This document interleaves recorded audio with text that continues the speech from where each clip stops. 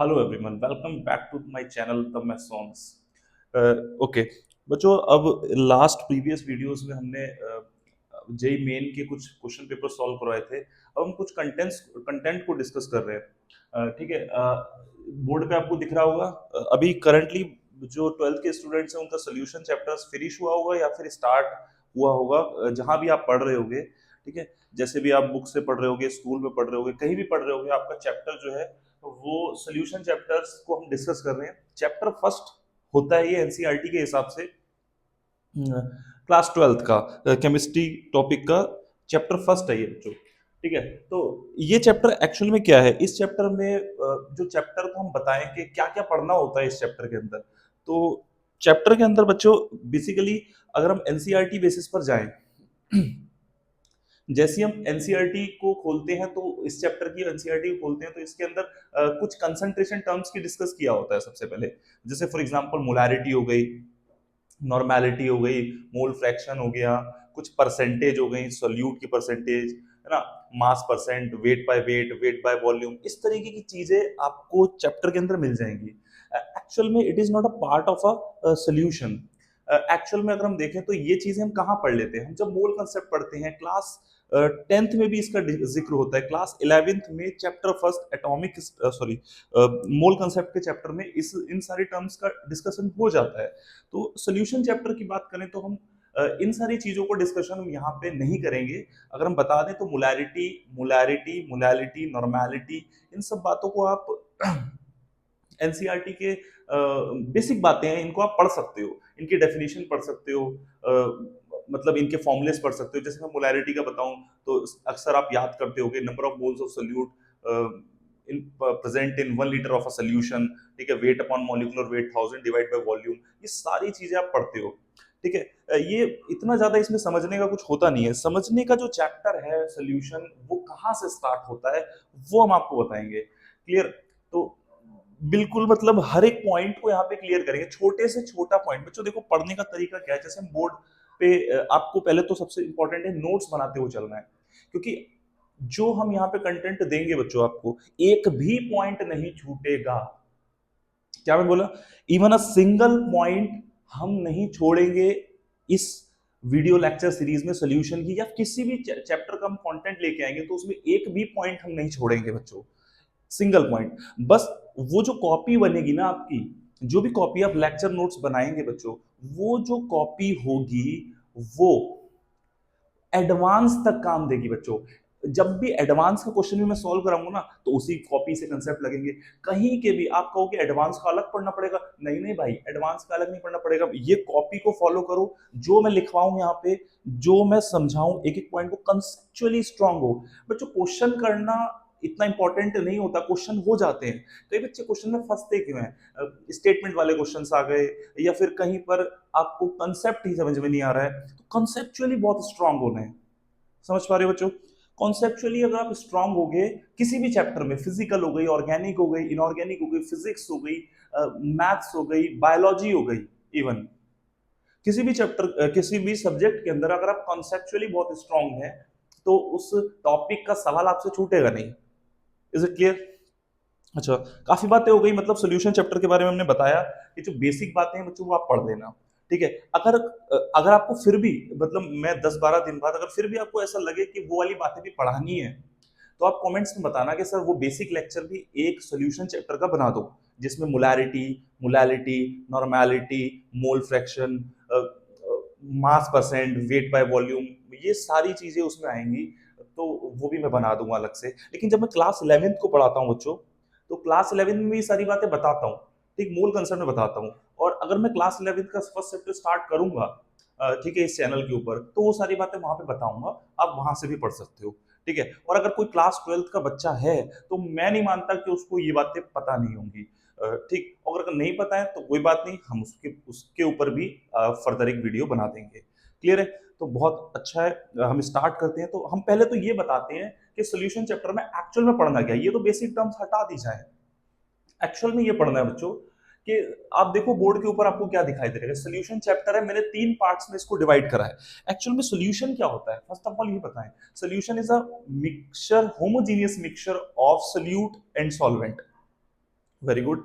ठीक है, ये होता है सोल्यूशन का। अब बात आती है कि सोल्यूशन तो बहुत तरीके के हो सकते हैं, 9 टाइप्स ऑफ सोल्यूशन हो सकते हैं, बिकॉज देयर आर 3, वैसे तो 5 स्टेट्स ऑफ मैटर होते हैं, प्लाज्मा एंड बीईसी, ठीक, उसको मिला के, लेकिन हम यहाँ पे सॉलिड लिक्विड गैस की बात करेंगे, प्लाज्मा की बात नहीं करेंगे। जनरली वो एग्जिस्ट हमारे नेचर में करती है, लेकिन उसका इस्तेमाल हम नहीं करेंगे डेली लाइफ में प्लाज्मा का। और बीईसी, ये जो स्टेट्स होती है, स्टेट्स ऑफ मैटर की, Bose, Einstein, condensate, there are 5 states of matter, you know that. लेकिन हम यहाँ पे 3 स्टेट्स की बात करेंगे, solid, liquid and gas. Very good. तो सॉलिड लिक्विड गैस की अगर कॉम्बिनेशन देखें, मैथमेटिक्स के अकॉर्डिंग हम देखें, तो मतलब तो 9 कॉम्बिनेशंस बनेंगे, ठीक, हर एक के कॉम्बिनेशन, तो 9 टाइप ऑफ सॉल्यूशन बनेंगे। एनसीईआरटी के फर्स्ट पेज पे ये 9 टाइप्स ऑफ सॉल्यूशन एंड उनकी एग्जांपल्स दे रखे हैं, आप वहां पे जाके पढ़ सकते हो। मेरा मकसद वो थोड़ी है कि आपको वो सारी चीजें लिखाऊं कि वो मतलब 9 टाइप्स ऑफ सॉल्यूशन। इस चैप्टर का नाम क्या है? Liquid solutions. बात क्या आ रही है बच्चों? Liquid solutions. सॉलिड सॉल्यूशन नहीं पढ़ने हमें, हमें लिक्विड सॉल्यूशन पढ़ने हैं, गैस सॉल्यूशन नहीं पढ़ने हैं हमें, हमें सिर्फ लिक्विड सॉल्यूशन पढ़ने हैं। अब हम जो फोकस करेंगे बच्चों, वो लिक्विड सॉल्यूशन पे फोकस करेंगे सिर्फ। बात समझ में आ रही है? Very good. तो बच्चों लिक्विड सॉल्यूशन जो होते हैं वो 3 टाइप्स में ही बन सकते हैं, जो है बोर्ड पे लिख रखे हैं। पहले तो हमें यही पता चले ना, चैप्टर के अंदर हमें समराइज कर दें कि क्या क्या पढ़ना है। तो लिक्विड सॉल्यूशन बच्चों 3 तरीके के हो सकते हैं। देखो बच्चों, लिक्विड के अंदर लिक्विड डाल दो, ऑब्वियस सी बात है, लिक्विड के अंदर लिक्विड डालोगे, मतलब पानी के अंदर अल्कोहल, लिक्विड लिक्विड मिला दो, ठीक, लिक्विड सॉल्यूशन बन गया। ठीक है, गैस इन लिक्विड डाल दो, भाई लिक्विड के अंदर गैस, जैसे कोल्ड ड्रिंक्स होती हैं, कोल्ड ड्रिंक्स में गैस होती है, ठीक, तो गैस इन लिक्विड वो भी पढ़ेंगे बच्चों। सॉलिड इन लिक्विड, अच्छा, लिक्विड के अंदर हम चीनी मिला दें, लिक्विड के अंदर चीनी मिला दें, लिक्विड के अंदर नमक मिला दें, मतलब फॉर एग्जांपल हम पानी के अंदर चीनी मिला दें, पानी के अंदर नमक मिला दें, वो क्या हो गया? सॉलिड इन लिक्विड सॉल्यूशन हो गया। अच्छा, जब हम 3 तरीके के लिक्विड सॉल्यूशंस पढ़ेंगे बच्चों, ध्यान से समझो, जब हम 3 तरीके के लिक्विड सॉल्यूशन पढ़ेंगे, तो 3 तरीके के लिक्विड सॉल्यूशंस के अंदर हम तीनों सॉल्यूशंस की कैटेगरी बना लें कि इस टाइप के सॉल्यूशन के अंदर हमें क्या कॉन्सेप्ट पढ़ना है, दूसरे टाइप के सॉल्यूशन के अंदर क्या कॉन्सेप्ट पढ़ना है। तो देखो, अगर हम लिक्विड एंड लिक्विड पढ़ेंगे, लिक्विड का लिक्विड में सॉल्यूशन पढ़ेंगे, तो उसके रिगार्डिंग हम जो लॉ डिस्कस करेंगे वो है राउल्ट लॉ। मेरे ख्याल समझ में आ रहा होगा आपको, हर एक चीज को कैरेक्टराइज किया है, इतना सिस्टमैटिक चलेंगे, मतलब ये कंटेंट आपको ऐसा लगेगा कि आप क्लासरूम के अंदर बैठे हैं, इतना सिस्टमैटिक चलेंगे बच्चों चैप्टर के अंदर। हर एक पॉइंट की डेफिनेशन, बात करता हूं बच्चों डेफिनेशन की। तो फर्स्ट लेक्चर है तो थोड़ी ज्यादा बातें कर लेते हैं, ठीक है, फिर लेक्चर में बातें कम, पढ़ाई ज्यादा करेंगे, क्लियर है? अच्छा, तो बात क्या है कि बच्चों मैं क्या बोल रहा था, हाँ, कि 3 टाइप्स के सॉल्यूशन है। हाँ, मैं यही बोल रहा था कि लिक्विड इन लिक्विड है, तो इसके रिगार्डिंग हमें कौन सा लॉ डिस्कस करना होगा? राउल्ट लॉ डिस्कस करना होगा। अगर गैस इन लिक्विड देखें तो उसके रिगार्डिंग हमें कौन सा लॉ डिस्कस करना होगा? हेनरी लॉ डिस्कस करना होगा। अगर सॉलिड इन लिक्विड्स लें तो उसके रिगार्डिंग हमें जो चीजें डिस्कस करनी पड़ेंगी वो कोलिगेटिव प्रॉपर्टी डिस्कस करनी पड़ेंगी। अगर हम ये 3 चीजों की हर एक बात समझ जाएं, हर एक कंसेप्ट, हर एक फॉर्मूले कैसे आए, कहां से आए, क्या रीजन से हैं, हर एक चीज समझ जाएं, तो ये चैप्टर कंप्लीट हो जाएगा। समझ पा रहे हो? These 3 things in this chapter which is very very important, जो हमें समझने की है। ठीक, हाँ, मैं एक बात बोल रहा था, मैं भूल गया। मैं ये बोल रहा था, जब हम इस लेक्चर सीरीज के अंदर कोई डेफिनेशन की बात करेंगे, तो बच्चों डेफिनेशन जो होती है ना, बच्चे उसको बहुत लाइटली लेते हैं। तो डेफिनेशन को लाइटली नहीं लेना है। लाइटली क्यों नहीं लेना है? बिकॉज डेफिनेशन की फील जब आपको आने लगती है ना, कोई भी थ्योरेटिकल कंसेप्ट की फील, अच्छा बात ये कह रहा है, बात इस कंसेप्ट में एक्चुअल फील जब आती है आपकी, आपको, तब आप क्वेश्चन को बहुत ही क्विकली और बहुत ही अच्छे से समझ के कर पाते हैं। क्लियर है? तो कोशिश करेंगे बच्चों, यहां जो डेफिनेशन बोर्ड पे लिखी जाएंगी वो बहुत ही ज्यादा करेक्ट हो, उनकी फील आपको आनी चाहिए कि एक्चुअल में क्या हो रहा है।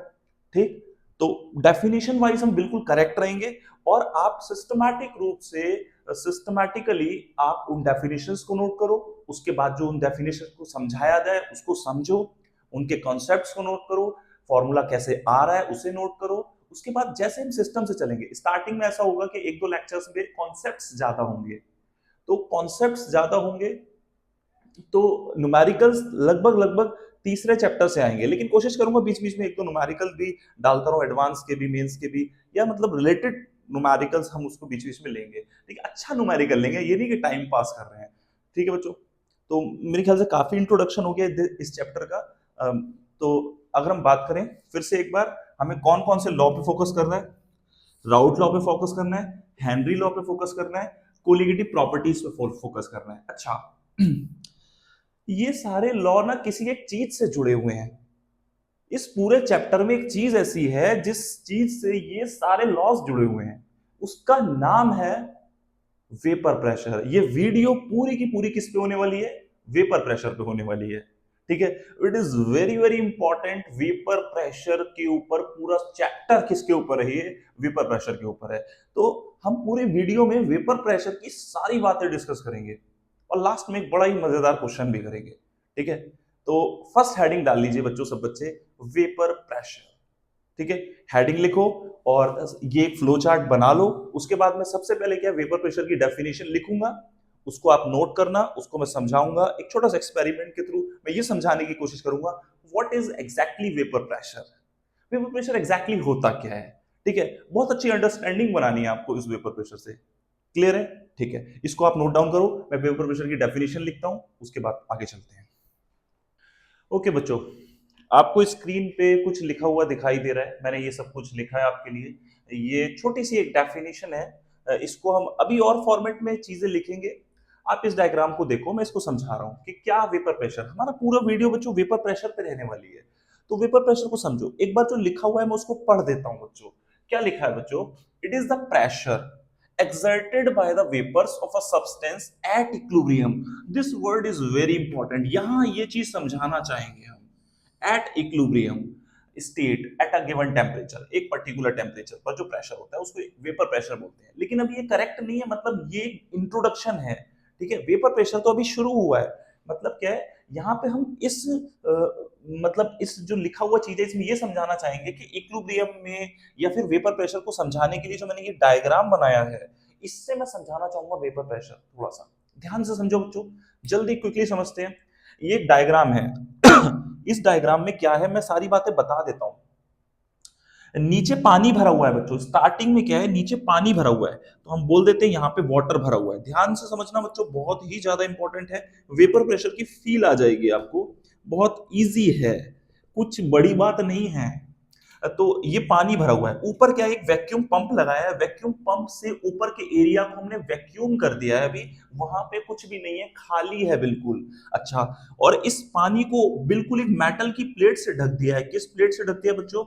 मेटल प्लेट से हमने ढक दिया है इसे। मतलब पानी की जो वेपर्स है वो वैक्यूम में अभी नहीं जा रही है।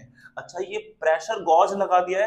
प्रेशर गॉज यहाँ पे प्रेशर को नोट करने में हमें हेल्प करेगा कि वेपर प्रेशर कितना है, ठीक है। हम वो नोट करेंगे, अगर हम वेपर प्रेशर को समझ रहे हैं तो कुछ वेपर प्रेशर बनेगा, उसको नोट करने के लिए हमने यहाँ पे प्रेशर गॉज लगा दिया है, ठीक है, वो प्रेशर को नोट करेगा। अच्छा भाई, क्या हुआ है सिस्टम में? सिस्टम में ये हुआ है कि हम थोड़ी देर बाद, अभी ऊपर कोई वेपर्स नहीं है, क्लियर, कोई वेपर्स नहीं है, तो हमने ये प्लेट हटा दी। जैसे ही हम ये प्लेट हटाएंगे तो आप सभी समझदार हैं कि ये जो नीचे का पानी है ऊपर कुछ वेपर्स क्रिएट करेगा, अपनी वेपर्स क्रिएट करेगा, क्योंकि पानी जो होता है वोलेटाइल होता है। अच्छा, आपको ये पता है व्हाट इज वोलेटाइल और what is non volatile substance? Class 10th में पढ़ाया जाता है, 9th में पढ़ाया जाता है। वोलेटाइल वो सब्सटेंस होते हैं जो अब मतलब गैसेस स्टेट में जा सकते हैं, ठीक, नॉर्मल टेम्परेचर पर, ठीक। और जो वो नॉन वोलेटाइल वो सब्सटेंस होते हैं जो गैसेस स्टेट में नहीं जा सकते हैं, ठीक है। नॉर्मल टेम्परेचर भी मैंने बोल दिया है, खैर उसको मत समझो। जो गैस स्टेट में जा सकते हैं किसी भी टेम्परेचर पर हो, हम उसको हम बोलते हैं कि वो वोलेटाइल सब्सटेंसेस हैं। जैसे पानी है, पानी अपनी गैस बना सकता है, क्लियर। तो ये पानी, वाटर क्या हो गया, ये वोलेटाइल सब्सटेंस हो गया। चलो इस बात को चलते हैं, हम वेपर प्रेशर समझ रहे हैं, उसको समझो। हम क्या बोल रहे हैं कि हमने मेटल की प्लेट को हटा दिया। जैसे ही हमने मेटल की प्लेट को हटाया, यहाँ का पानी की जो पार्टिकल्स हैं वो वेपर स्टेट में आ गए, ठीक है। अच्छा, मोर काइनेटिक एनर्जी वाले पार्टिकल्स जो एक्टिव साइट्स पे होते हैं, वो काइनेटिक एनर्जी वाले पार्टिकल्स जो वो मोर काइनेटिक एनर्जी वाले पार्टिकल्स वेपर स्टेट में आते हैं। इस बात की काइनेटिक एनर्जी वाले पार्टिकल्स के बारे में हम आगे डिस्कस करेंगे, मैंने ऐसे बोल दिया, ठीक है, मतलब ये समझो कि पार्टिकल्स ऊपर आ गए हैं, अब क्या हुआ, ठीक है, अब पार्टिकल्स क्या करेंगे भाई, ऊपर तो आ गए हैं, ऊपर आ गए हैं, पार्टिकल्स का ऊपर आना, पार्टिकल्स का ऊपर आना, वेपर स्टेट में आना, इसको क्या बोलते हैं, 10th क्लास में पढ़ाया जाता है, 9th में पढ़ाया जाता है, सॉरी, इवेपोरेशन बोलते हैं। क्या बोलते हैं बच्चों, इवेपोरेशन। हम इसको क्या बोलते हैं, इवेपोरेशन, इवेपोरेशन, ठीक है, स्पेलिंग देख लेना, मैंने यहाँ पे छोटी सी जगह है तो मैंने लिख दिया, इवेपोरेशन बोलते हैं। वैक्यूम की स्पेलिंग भी देख लेना बच्चों, ठीक है, वैक्यूम पंप, ओके, इवेपोरेशन हो गया, ठीक है बच्चों, इवेपोरेशन हो चुका है, इवेपोरेशन होगा तो फिर पार्टिकल्स आ गए। अब गैस के पार्टिकल्स तो ब्राउनियन मोशन, मतलब इधर से उधर जिगजैग मोशन में को मोशन करते ही रहेंगे, करते ही रहेंगे, करते ही रहेंगे, तो हो क्या होगा, क्या कुछ पार्टिकल्स यहां टकराएंगे, कुछ पार्टिकल्स ऊपर टकराएंगे, कुछ पार्टिकल्स इधर टकराएंगे, कुछ इधर टकराएंगे, अच्छा कुछ इसी की सरफेस पे भी टकराएंगे, कुछ इसी की सरफेस पे भी टकराएंगे, यस और नो, क्लियर हो गया।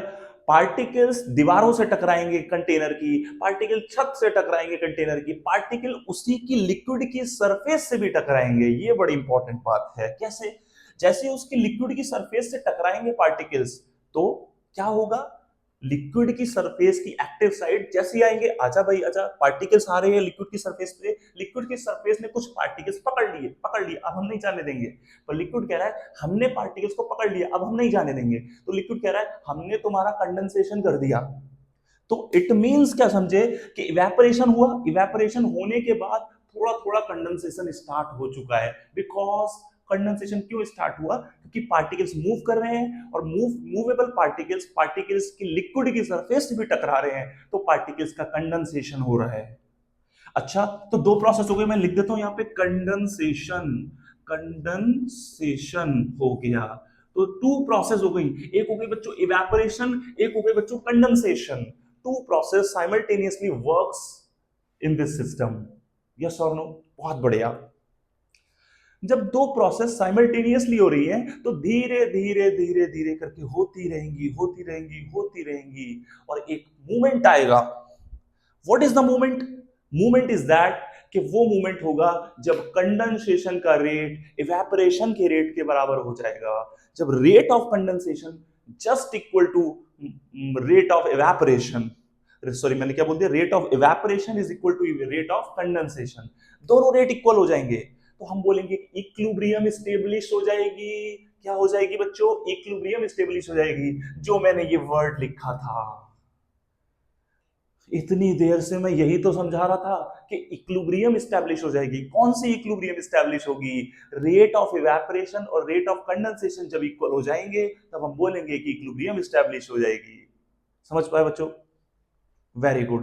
अब जब ये इक्विलिब्रियम स्टैब्लिश हो गई तो इस इक्विलिब्रियम के कुछ नाम दो, there are so many type of equilibrium. जब भी मोशन की वजह से इक्विलिब्रियम होती है तो हम उसे डायनामिक इक्विलिब्रियम बोलते हैं। वर्ड इज वेरी इंपॉर्टेंट, मैंने बोला था एक एक वर्ड क्लियर करूंगा, अगर एक एक वर्ड क्लियर नहीं हुआ तो मेरा पढ़ाना बेकार है, ठीक। तो इस जो इक्विलिब्रियम है इसको बोलते हैं हम dynamic equilibrium, dynamic, dynamic, dynamic equilibrium बोलते हैं। अच्छा, ये डायनामिक इक्विलिब्रियम एक केमिकल इक्विलिब्रियम में भी आता था, ठीक है, वहां पे जब हम डिस्कस करेंगे 11th का चैप्टर तो अलग से डिस्कस करेंगे। तो डायनामिक इक्विलिब्रियम स्टैब्लिश हो गई, सबको समझ में आ रहा है बच्चों, वेरी गुड।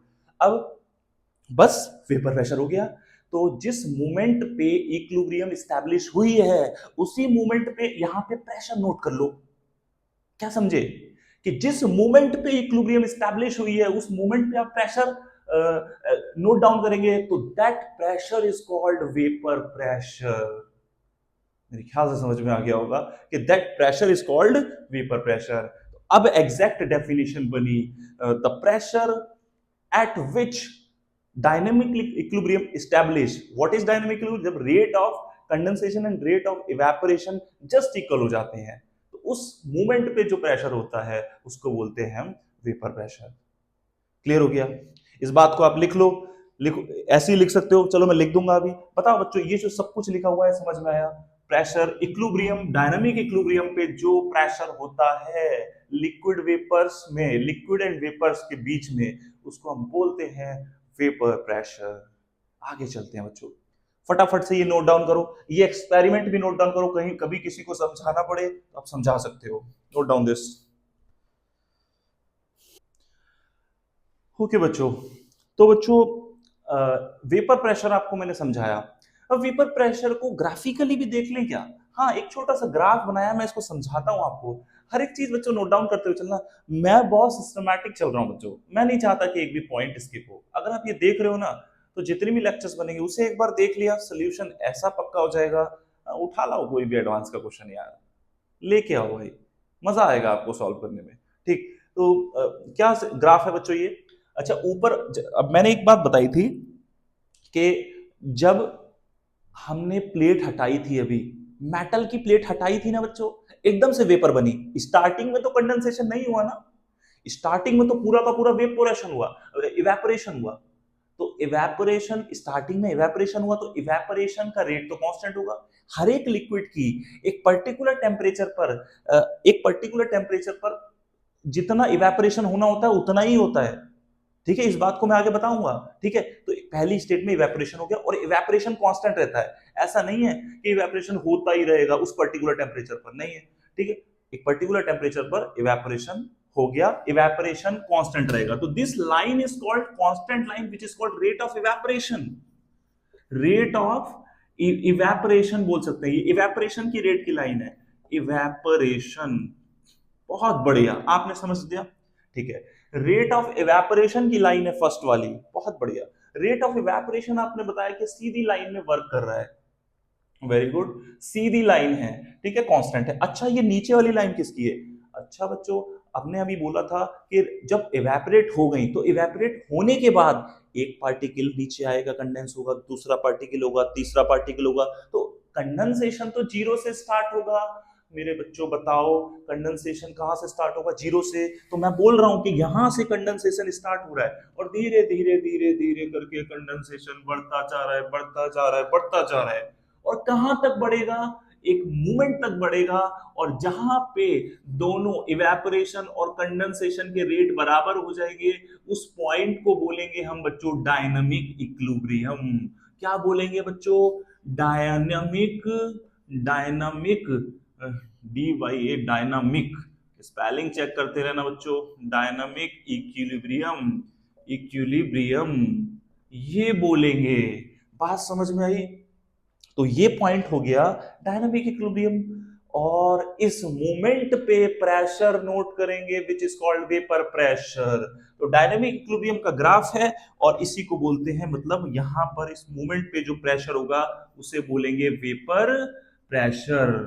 तो हम क्या बोल सकते हैं? Rate of evaporation, R O E, is equal to rate of condensation बराबर होंगे। तो हम बोलेंगे उस मूवमेंट पे जो प्रेशर होगा उसे हम बोलते हैं वेपर प्रेशर।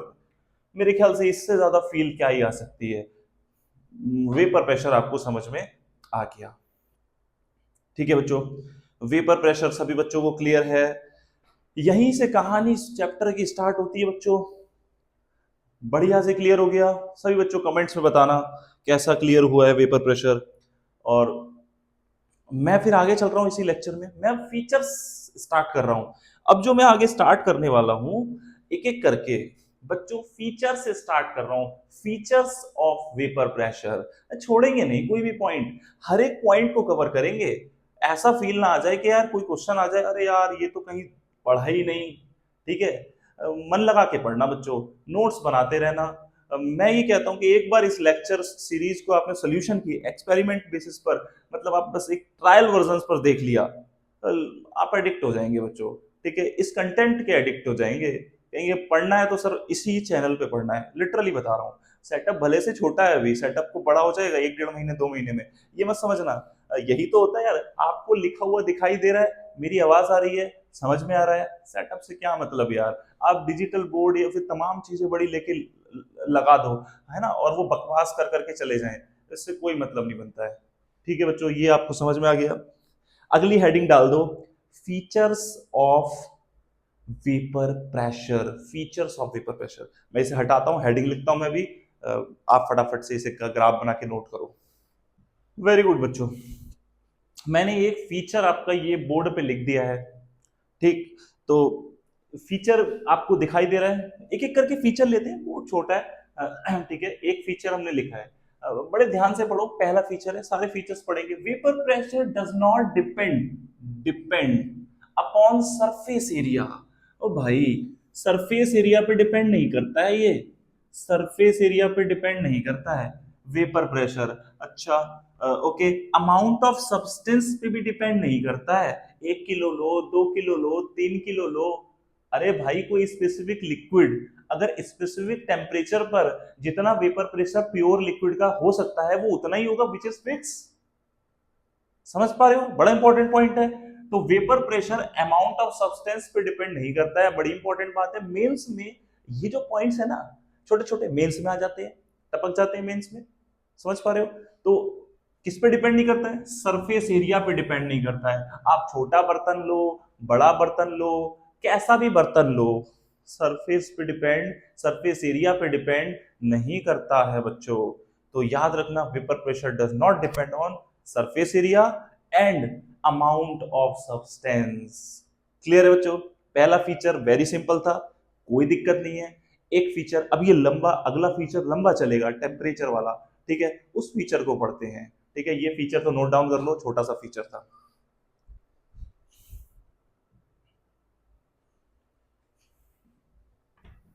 ओके बच्चों, नेक्स्ट फीचर की बात कर रहे हैं। अभी तक हमने जो पढ़ा कि वेपर प्रेशर सरफेस एरिया पे डिपेंड नहीं करता, वेपर प्रेशर आपका अमाउंट ऑफ सब्सटेंस पे डिपेंड नहीं करता है। तो वेपर प्रेशर किस पे डिपेंड करता है? वेपर प्रेशर डिपेंड करता है, हाँ यार, क्यों नहीं करेगा यार, टेम्परेचर पे करेगा ना।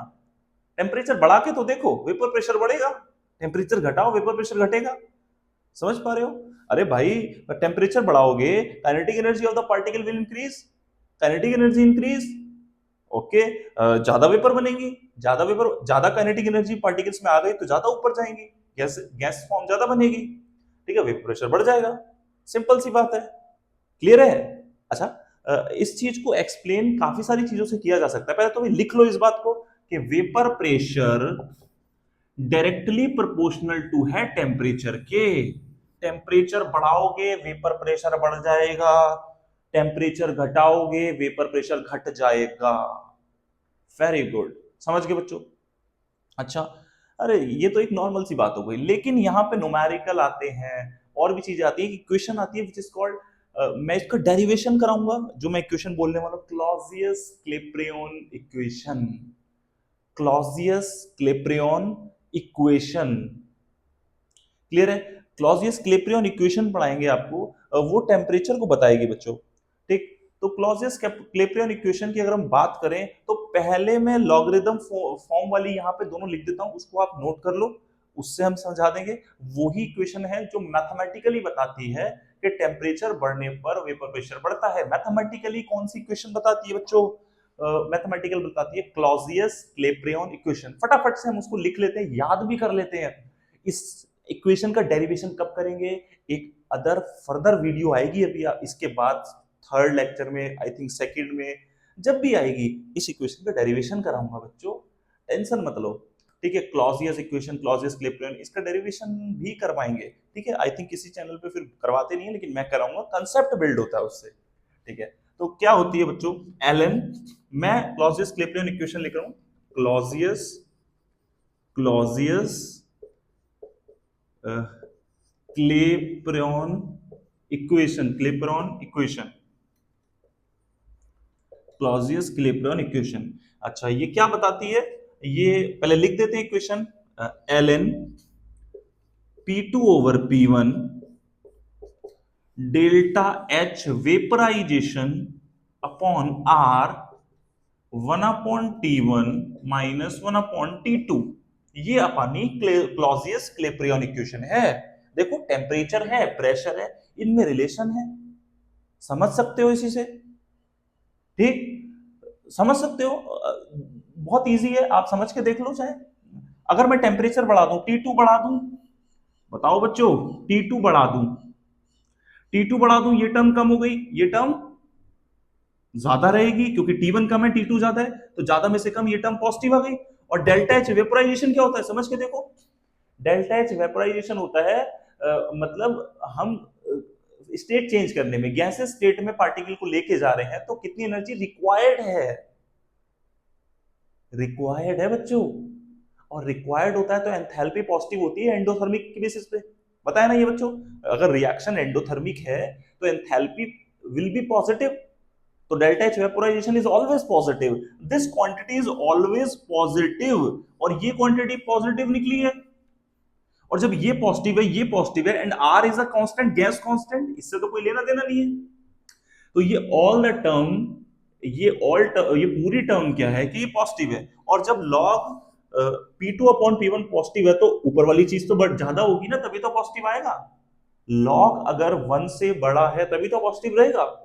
इट मींस प्रेशर बढ़ गया, P2 बढ़ गया, P2 की वैल्यू ज्यादा हो गई, तो मैथमेटिकली बता दिया। समझ पा रहे हो बच्चों? नॉर्मली तो पता है टेम्परेचर बढ़ाने पर वेपर प्रेशर बढ़ता है। कौन सी इक्वेशन याद रखोगे? Clausius क्लेपेरॉन equation, ln P2 over P1 delta H vaporization upon R 1 upon T1 minus 1 upon T2।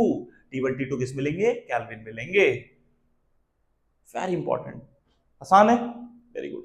अच्छा, इसी को कैलकुलेशन करने के लिए और हम, आपको पता होगा नेचुरल लॉग को नॉर्मल लॉग में बदलने के लिए, लॉग 10 बेस वाले लॉग में बदलने के लिए 2.303 से मल्टीप्लाई कर देते हैं, कैलकुलेशन इजी हो जाती है। तो यहाँ पे हम 2.303 से मल्टीप्लाई करेंगे तो वो डिनोमिनेटर में आ जाएगा। तो मैं लिख सकता हूं कैसे, नीचे की लाइन से लिख देते हैं, log 10 base P2 over P1 is equal to delta H vaporisation upon 2.303 R 1 upon T1 minus 1 upon T2। ये आपकी इक्वेशन आ गई बच्चों। इस पे न्यूमेरिकल भी आ सकता है, ठीक है। और इस इक्वेशन से क्या एक्सप्लेन किया जाता है? इस इक्वेशन से एक्सप्लेन किया जाता है कि टेम्परेचर के बढ़ने पर वेपर प्रेशर बढ़ जाता है। बताओ, ये इक्वेशन आपको समझ में आ गई? अब मैं इस इक्वेशन की डिफरेंशियल फॉर्म लिखूंगा। ये इक्वेशन तो एटलीस्ट खत्म कर दें इस लेक्चर में, कोई दिक्कत नहीं है। इस लेक्चर में इक्वेशन खत्म हो जानी चाहिए, फिर नेक्स्ट लेक्चर रिकॉर्ड करेंगे, ठीक है। मतलब छोटे छोटे लेक्चर्स रहेंगे, 30-40 मिनट्स के लेक्चर रहा करेंगे, कोई दिक्कत नहीं है। अब मैं ये बता रहा हूं कि आप इसे नोट करो, मैं इसकी डिफरेंशियल फॉर्म लिखता हूं अब, ठीक है। मैं इसे मिटा के फिर इसकी डिफरेंशियल फॉर्म समझाऊंगा आपको। ओके बच्चों, अब हम जो क्लॉजियस क्लेपेरॉन इक्वेशन हमने पढ़ी बच्चों, उसकी हम डिफरेंशियल फॉर्म लिख रहे हैं बोर्ड पे, ठीक है। उसको समझना, डिफरेंशियल फॉर्म लिखते हैं बच्चों। तो क्या है डिफरेंशियल फॉर्म? मैं ln मैं लिखता हूं डिफरेंशियल फॉर्म में।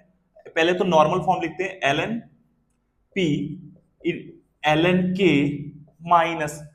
अब बच्चों आप ये मत बोलना कि ये कहां से आई, ये जहां से आई है ना मैं उसको डेराइव कर दूंगा, ठीक है। ये मत बोलना, ठीक। मैं आगे के लेक्चर में इसको डेराइव कर दूंगा, ठीक है, टेंशन मत लेना, ठीक। तो delta H vaporisation upon R T, ये आपकी नॉर्मल फॉर्म में इक्वेशन हो गई। अब इसको डिफरेंशिएट करते हैं। डिफरेंशिएशन बच्चों, मैथ के स्टूडेंट को थोड़ा बहुत डिफरेंशिएशन आता होगा, 12th में आके बहुत कुछ आता होगा आपको, तो यार हमें ही नहीं आता होगा इतना जितना आपको आता होगा, क्योंकि हम मैथ्स के नहीं है, ठीक। आप तो मैथ्स पढ़ रहे हो, आपको डिफरेंशिएशन बहुत अच्छा आता होगा, ठीक। मुझे तो थोड़ा बहुत आता है भाई ठीक है, तो जितना आता है वो केमिस्ट्री में काफी रहता है, ठीक, उतना सिखा रहे हैं।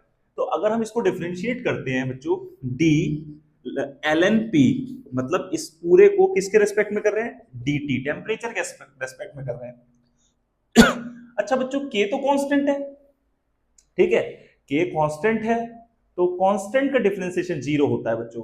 तो यहां पे हम बोल सकते हैं कि ये जीरो हो गया, minus delta H vaporisation, delta H vaporisation. अच्छा, आप कहोगे कि डेल्टा एच, मैं कहूंगा कि ये कांस्टेंट है, डेल्टा एच वेपोराइजेशन कांस्टेंट है, एट पर्टिकुलर टेम्परेचर पर ये कांस्टेंट रहता है, ठीक। तो इसको हटा देते हैं, इसके नीचे आर लिख देते हैं। अच्छा, टी 1/t का डिफरेंशिएशन होता है, कितना होता है बच्चों? 1/t का minus 1/t square, I think minus 1/t square differentiation होता है। डिफरेंशिएशन करना आता है, कैसे करोगे? t को ऊपर ले जाओगे, t की पावर -1 होगा, और -1 स्टार्टिंग में आएगा, और एक पावर घटा देते हैं तो -1 -2 हो जाएगी, और -2 नीचे आके 1/t स्क्वायर हो जाएगा, ठीक है। हम बोल देते हैं -1/t स्क्वायर। अच्छा, t स्क्वायर का और आगे लिख देंगे dt। बताओ बच्चों, ये समझ में आया? ये अपना डिफरेंशिएशन कर दिया हमने।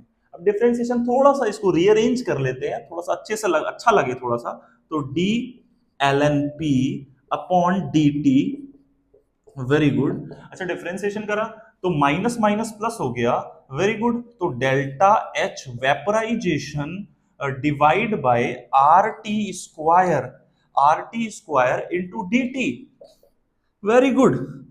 ये आपकी डिफरेंशियल फॉर्म आ गई। तो यहां से आप क्या समझे? बड़ा ही सिंपल सी बात है, ये चीज तो कांस्टेंट है। अच्छा, तो जो चेंज आ रहा है वो किसके चेंज के बराबर है? प्रेशर के। तो टेम्परेचर बढ़ाओगे तो प्रेशर बढ़ जाएगा, वेपर प्रेशर। इस डिफरेंशियल फॉर्म से भी ये समझ में आ रहा है। अरे बच्चों, ये डिफरेंशियल फॉर्म कभी कभी आईआईटी जेई या फिर मतलब एडवांस के पेपर में ये लग सकती है, तो फटाक से आपको क्या आना चाहिए? अरे फटाफट लिखो यार, उसको डिफरेंशियल मारो, ये आ गई। कुछ भी पूछा जा सकता है अगर आपका एक एक पॉइंट वाइज पॉइंट क्लियर है। कहीं से कनेक्ट करके सब्जेक्ट को आंसर निकाल दो। ठीक। तो बहुत सिंपल है। This is a differential form. This is a third feature of, sorry second feature यहाँ पे समाप्त हो गया है। तो इस वीडियो के अंदर बच्चों हमने क्या डिस्कस करा? बड़ी इंपॉर्टेंट चीजें डिस्कस करी। सबसे पहले हमने आज इंट्रोडक्शन दिया, चैप्टर में क्या क्या है। उसके बाद हमने ये बताया कि चैप्टर में पढ़ना क्या क्या है। 3 फेजेस में हम चैप्टर को कंप्लीट करेंगे। पहला फेज रहेगा, तीनों फेजेस मैंने बताए थे। फेज क्या लेंगे वो तो हम डिसाइड करेंगे, जो सिस्टमैटिक अप्रोच रहती है उसके अकॉर्डिंग डिसाइड करेंगे। ठीक। तो अ, मतलब लिक्विड सॉल्यूशंस को हमें पढ़ना है, बाकी सॉल्यूशंस को हमें पढ़ना नहीं है। अच्छा, liquid in liquid, liquid in gas, sorry gas in liquid, gas in liquid, liquid in liquid and solid in liquid, ये 3 तरीके के सॉल्यूशंस हमें पढ़ने हैं। तीनों सॉल्यूशंस के रिगार्डिंग कौन कौन से लॉस पढ़ने हैं वो हमने आपको बता दिए। उसके बाद चैप्टर सिस्टमैटिकली आगे चलेगा, और इस पर्टिकुलर वीडियो में हमने आपको यह समझाया कि vapour pressure is very important, और वेपर प्रेशर को समझाया। उसके साथ वेपर प्रेशर के 2 फीचर डिस्कस कर लिए। आगे और भी फीचर्स आएंगे अगली वीडियो में। मेरे ख्याल से ये वीडियो थोड़ी लंबी बन गई बिकॉज थोड़ा सा इंट्रोडक्शन पार्ट इसमें हो गया। तो वेपर प्रेशर की ही के से रिलेटेड कुछ कॉन्सेप्ट सेकंड वीडियो में भी लेके आएंगे। ठीक, उसके बाद फिर हम आगे चलेंगे। ठीक। टेंशन मत लो, अगर आप फुर्सत लेके यहाँ पे अगर आप बैठे हो, और तो बहुत ही बढ़िया से आपको समझ में आएगा। जैसे मैं क्लास में पढ़ाता हूँ यार, ये सोचो यार, तुम ऑफलाइन, मैं ऑफलाइन में पढ़ा रहा हूँ। मैं 2 कोचिंग्स में भी पढ़ाता हूँ जाके दिन भर। ठीक। उसके बाद मैं यहाँ पे पढ़ाता हूँ। फिर कुछ ऐसे बच्चे हैं जो और भी ऑनलाइन पढ़ते हैं, तमाम बच्चे मेरे से पढ़ते हैं। ऐसा नहीं है, जो भी कोचिंग में पढ़ाता हूँ well establish, well national brand coachings है। काफी साल का मुझे एक्सपीरियंस है। तो बस ये थोड़ी सी मन में तमन्ना है कि बच्चों के लिए कुछ करो यार, है ना। बच्चों को एक सही कंटेंट दो। जो बच्चे गांव देहात में बैठे हैं उनको एक प्रॉपर कंटेंट मिले। ठीक। उसके लिए हम ये लेक्चर, जो द मैसॉन्स जो कंपनी है उसको हमने रजिस्टर करवाया है। मैं और एक प्रभात सर फिजिक्स के हैं, वो दोनों इसको ऑपरेट कर रहे हैं। तो धीरे धीरे इस पे best of the best content आएगा। मतलब फ्री ऑफ कॉस्ट बढ़िया कंटेंट हम इस पे डालते रहेंगे। ठीक। तो इस वीडियो को बच्चों, इस चैनल को बच्चों, बस आपसे एक ही रिक्वेस्ट है कि इस चैनल को फैलाओ। हर उस बच्चे को, 2 बच्चों जो इसकी नीड है जिसको, ठीक है, हमारे माध्यम से कोई बच्चा अगर पढ़ जाए, और मतलब हम तो कोशिश कर ही रहे हैं। अब देखो, आप ही का कोई दोस्त होगा, ये मत सोचो कि यार उसका हम उसको दे देंगे यार वो पढ़ लेगा। जेलसी नहीं रखनी है बच्चों, जेलसी बहुत बेकार चीज होती है। ठीक है। आपका कोई दोस्त है, उसको लगता है कि उसको प्रॉब्लम्स आ रही है, वो वीडियो दे दो। ठीक। किसी और बच्चे को लग रहा है कि यार मतलब जिसको भी लग रहा है आप सर्कुलेट करो, सिर्फ उस बंदे को सर्कुलेट करो जिसको नीड है। हमें फर्जी को सब्सक्राइबर्स नहीं चाहिए, हमें जेन्युइन पर्सन चाहिए।